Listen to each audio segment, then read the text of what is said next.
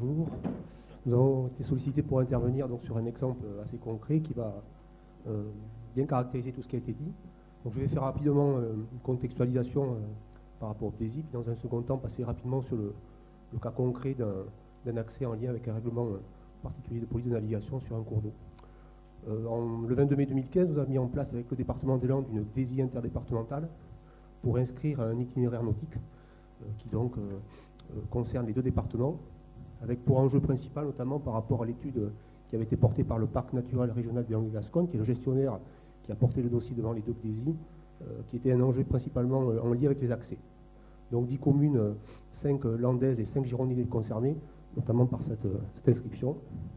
Donc ça fait un peu plus d'un an. Voilà rapidement un plan de situation, notamment en lien avec le bassin d'Arcachon et tout ce qui concerne l'ensemble du cours d'eau sur le bassin versant. Rapidement sur le fait que c'est un SAGE, il y a un SAGE, c'est un site Natura 2000, il y a donc un programme pluriannuel d'entretien du cours d'eau, il y a 25 accès sur le règlement ERPPN donc, qui est concerné par la DIG, il y a des arrêtés préfectoraux qui ont été pris, et notamment 2 RPPN qui ont identifié ces accès et qui ont limité notamment la pratique motorisée. Et le dernier RPPN qui a été révisé date de 2015. Rapidement, donc, pour vous dire que l'inscription au plan, c'était intéressant pour les deux départements et surtout pour le parc qui œuvre depuis 20 ans sur ce cours d'eau, cette rivière très sauvage, notamment pour un développement maîtrisé, donc c'était bien l'objectif général, et notamment dans les critères d'inscription du plan, la logique a été surtout d'agir sur la gestion de la situation du RPPN et des accès qui étaient les portes d'entrée pour essayer de gérer tout ce qui était incidence, impact en lien avec tous les autres critères d'inscription.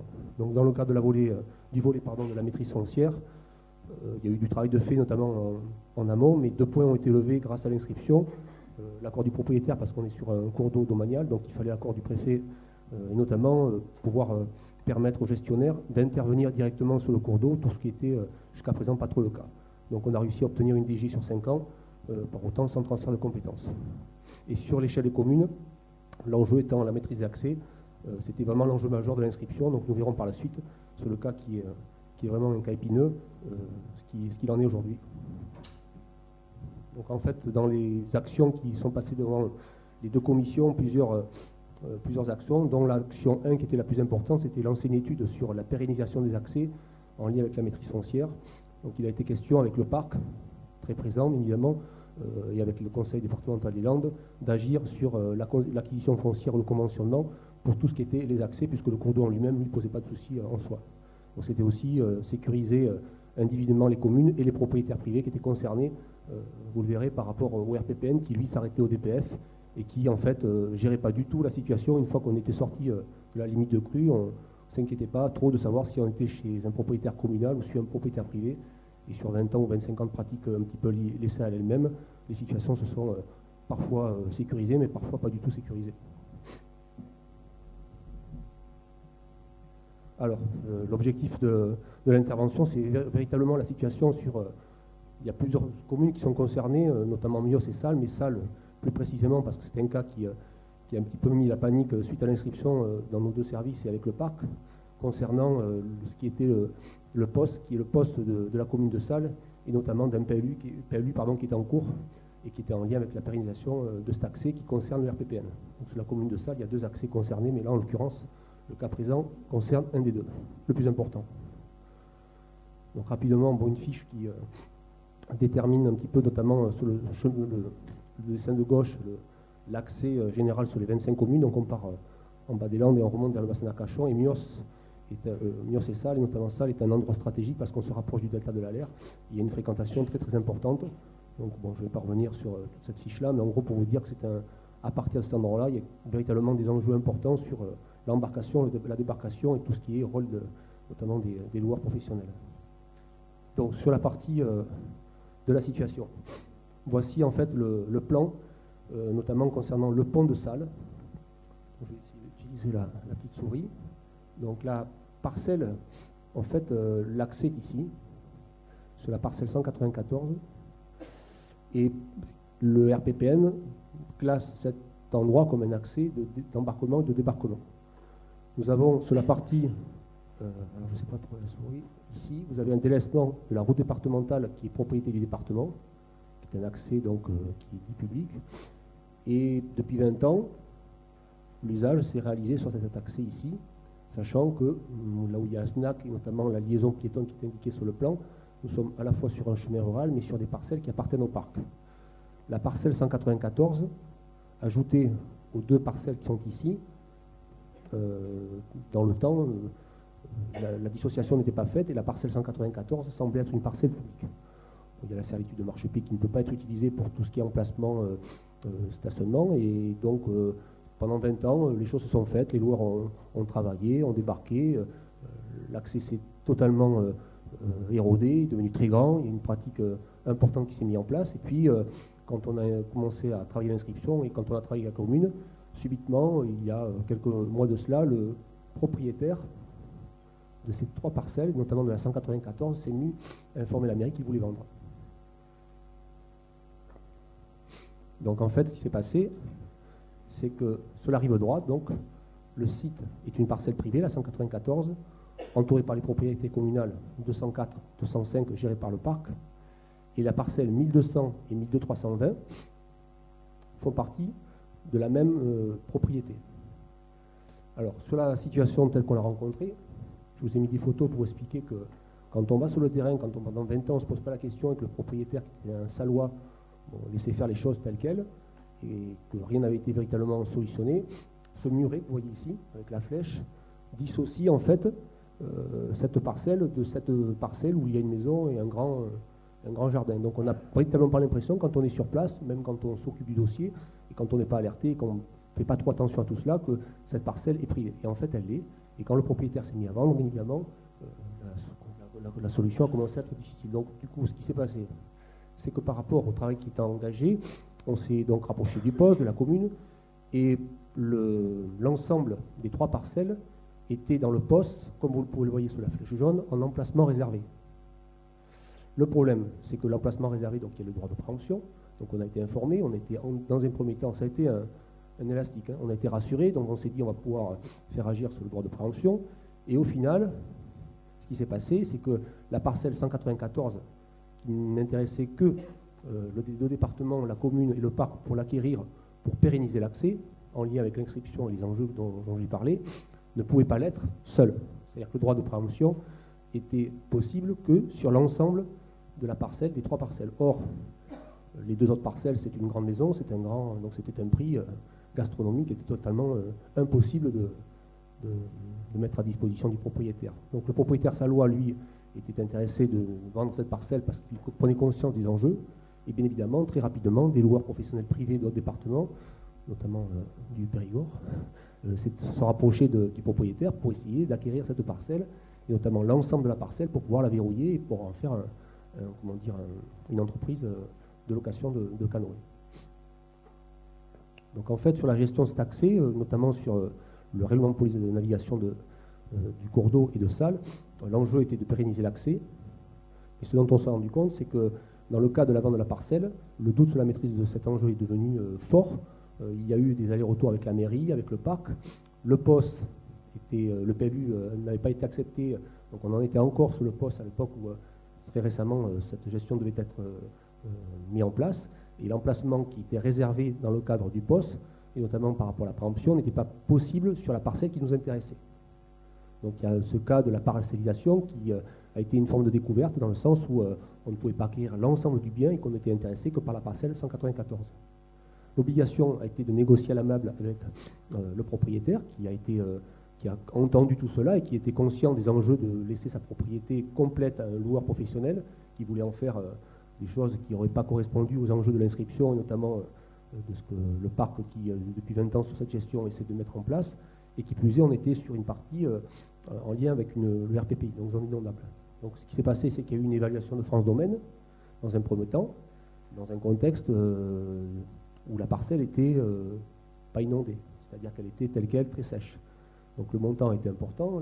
Vous la voyez, la parcelle 194, si j'y reviens, ça a été plus de 40 000 €. Donc on était en capacité éventuellement à aider la commune, et puis le maire n'était pas très d'accord pour mettre autant d'argent sur une petite parcelle telle que vous l'avez vu, qui est complètement, comment peut-on dire, érodée, qui n'est n'est pas très exploitable. Et il a refait venir France Domaine dans un contexte où la parcelle était dans une situation de zone inondable. C'est-à-dire que la hauteur de l'eau avait fait que véritablement il y avait une évaluation qui forcément était différente. Et France Domaine a réévalué, suite à cette visite, cette parcelle à un peu moins de 5 000 €. Donc forcément, il a fallu contacter le propriétaire et l'écart a posé difficulté. La réunion en mairie a été quelque peu positive avec le propriétaire, mais les enfants du propriétaire n'étaient plus d'accord sur ce montant-là, forcément, puisqu'ils étaient concernés par le montant de la vente. Donc le loueur privé s'est remanifesté, a relancé le propriétaire, qui est un vieux Salois, et qui du coup, on est dans une situation actuellement qui n'est pas forcément réglée, qui fait qu'on est dans l'obligation d'entretenir une relation solidaire avec le propriétaire, au risque de perdre l'accès du RPPN, parce que si le loueur privé arrive à obtenir gain de cause et arrive à convaincre les petits-enfants que cette vente peut se faire à son insu, on perdra sûrement cet accès. La servitude de marchepied ne réglera rien, puisque c'est que pour les pédestres, et que cet accès, donc du coup, pourrait être condamné, alors même qu'il est stratégique et que le parc, depuis 20 ans, travaille avec un réseau de prestataires qui bien évidemment utilise cet accès. Il y a de la pratique un peu libre, mais essentiellement de la location, et on est dans une situation assez délicate. Voilà.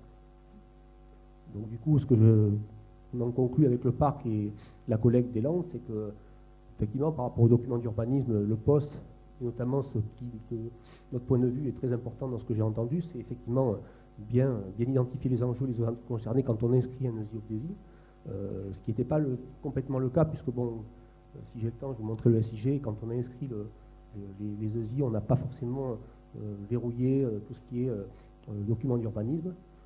Donc on expliquait que cette identification était importante, que vérifier le régime de déclaration dans le PLU par rapport à ce qui a été expliqué, c'est d'autant plus important parce que ça permet ensuite pouvoir agir sur des outils qui permettent de protéger. C'est de bien accompagner la commune. Alors effectivement, au niveau de la Gironde, on a un petit peu de chance parce que depuis peu de temps, on a un service d'urbanisme qui nous associe largement dans tout ce qui est le rôle du PPA, notamment sur les réunions des SCOT, donc on va sur les territoires. Donc on se rend compte que tout ce qui a été dit est très important. J'ai discuté avec mon collègue du 24, on en prend conscience, c'est des grosses mécaniques qui sont parfois fastidieuses, mais c'est vrai que ça permet quand même de bien tenir informé de là où on en est. Puis le DESI est un outil qui mérite d'être présenté, et c'est anticiper sur des bonnes relations avec le ou les propriétaires dans le cas des inscriptions concernées par ces enjeux fonciers, parce que pour le cas de salle, si le propriétaire avait été un petit peu réfractaire ou pas forcément solidaire, on risquerait forcément de perdre cet accès du RPPN.